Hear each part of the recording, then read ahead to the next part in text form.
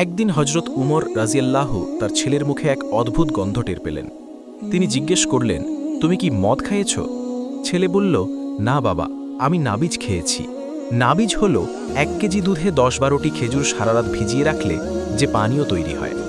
স্বাদে অসাধারণ, রঙেও দুধ লালচে হয়ে যায়, কিন্তু 1 রাতের বেশি ভিজে থাকলে সেটি নেশাজাতীয় হয়ে যায়।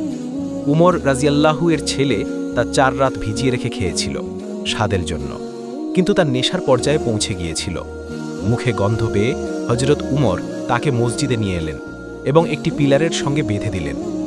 নামাজের পর লোকজন অবাক হয়ে দেখল খলিফার ছেলে পিলারের সঙ্গে বাঁধা। অনেকে ভাবল হয়তো একটু বকা দিয়ে ছেড়ে দেবেন, কিন্তু হজরত উমর চেয়ারে বসলেন এবং জল্লাদকে ডাকলেন। তিনি বললেন, শক্ত চাবুক আনো এবং শুরু করো। জল্লাদ বিসমিল্লাহ বলে 3 চাবুক মারতেই উমর অসন্তুষ্ট হয়ে তাকে ধাক্কা দিয়ে সরিয়ে দিলেন। তিনি বললেন, এভাবে নয়, আমি নিজে মারব।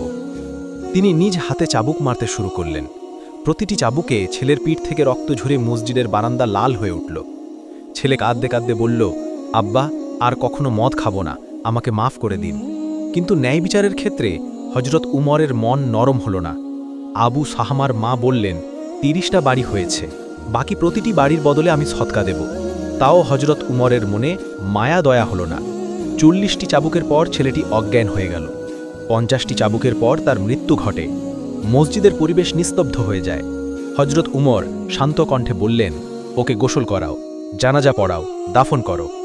কবর দেওয়া শেষ হলে তিনি আবার 51তম চাবুক থেকে শুরু করলেন এবং 80টি পূর্ণ না করা পর্যন্ত থামলেন না।